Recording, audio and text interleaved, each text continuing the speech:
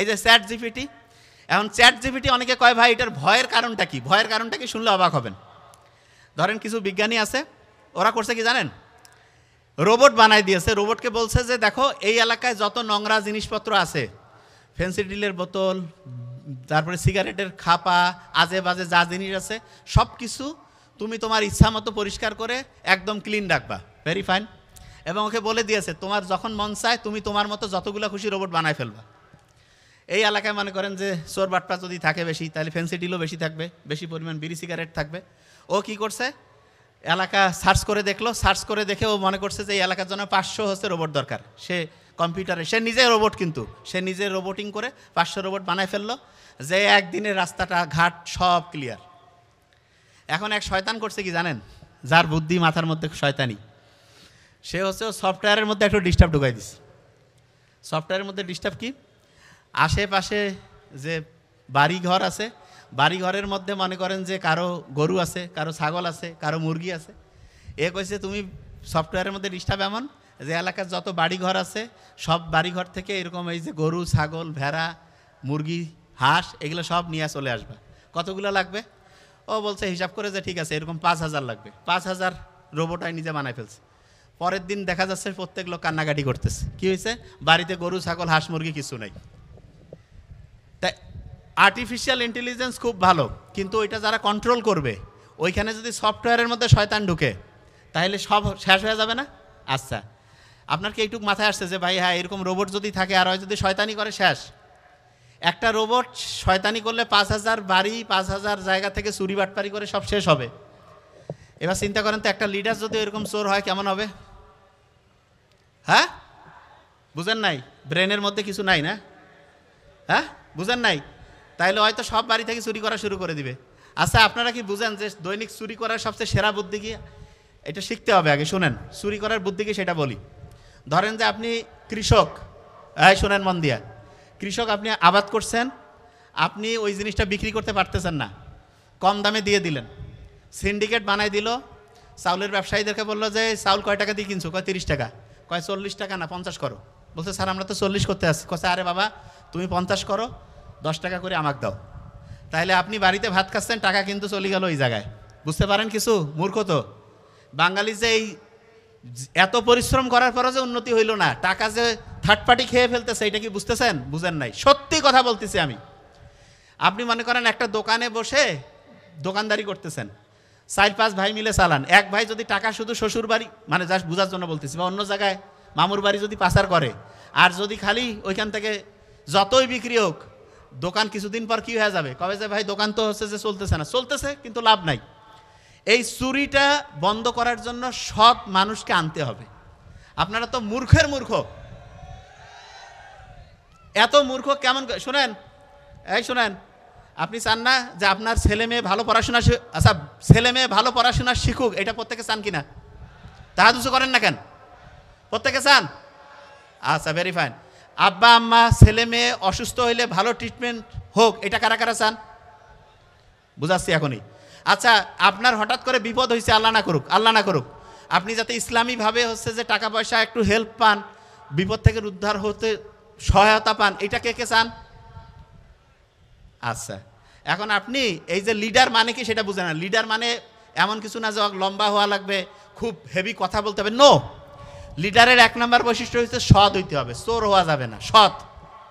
আর বাপ লিডার, বেটা লিডার, নাতি লিডার, এইটা হচ্ছে সবচেয়ে বড় বাটপারি লিডারশিপের। এগুলো সব ডিলিট করেন, সব ডিলিট।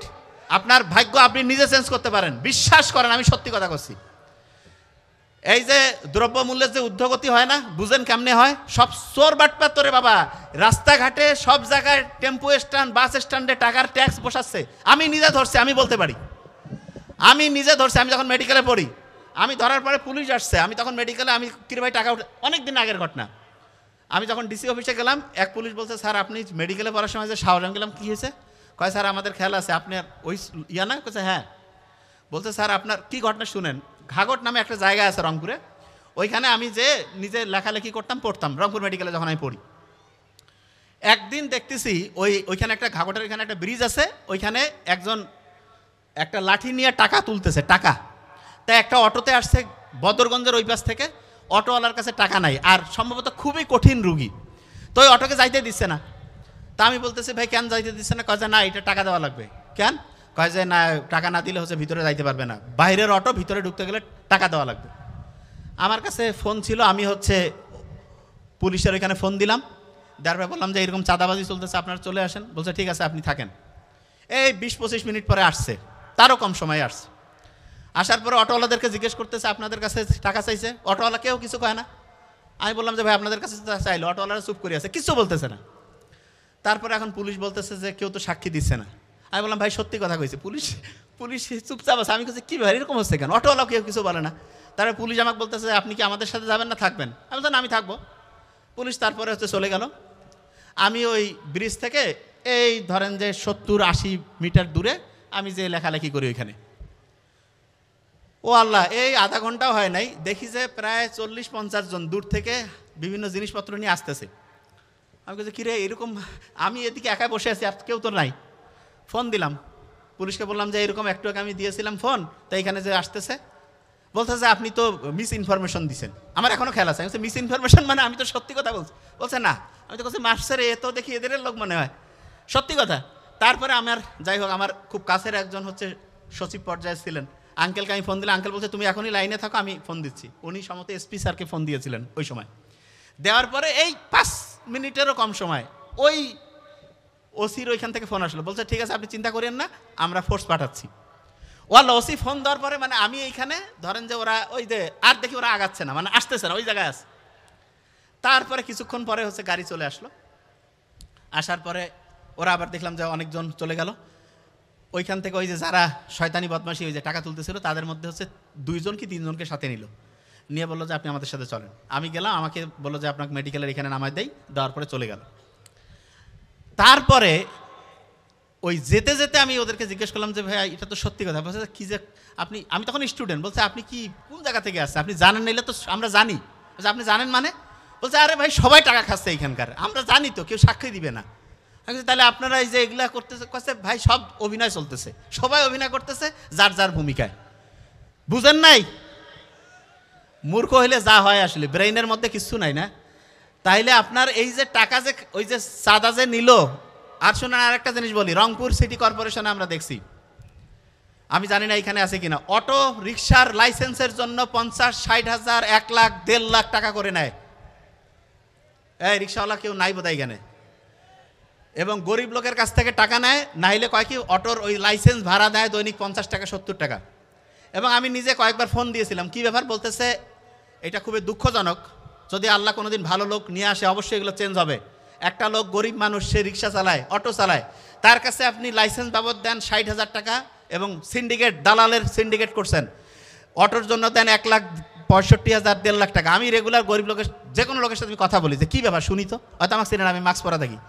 বলতে এরকম যে স্যার এরকম টাকার ছাড়া কেউ দেয় না। তাইলে এই যে 2 নাম্বারিটা হচ্ছে, অটোওয়ালা রিক্সাওয়ালা সবাই জানেন, কি আপনারা কেউ কিছু বলেন না কেন? কয় দালাল ছাড়া স্যার কাজ হবে না। সব জায়গায় দালাল, এবং দালালি করে কোটি কোটি টাকা বিভিন্ন ওই পৌরসভা, সিটি কর্পোরেশনের লোকজন বানাইছে।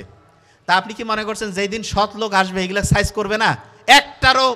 একটারও এই 2 নাম্বারি টাকা একটা আস্ত থাকবে না, প্রত্যেকের এই 2 নাম্বারি টাকা শেষ হবে।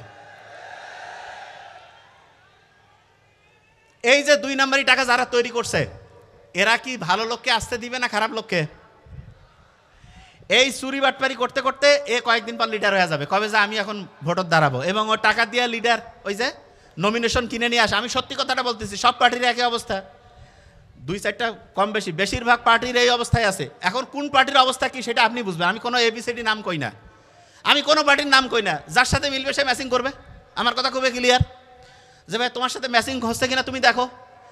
আমি সব জায়গায় বলি, কেউ কোনো জায়গায় এসে আমাকে কয় যে ভাই আপনি কোন পার্টি করেন?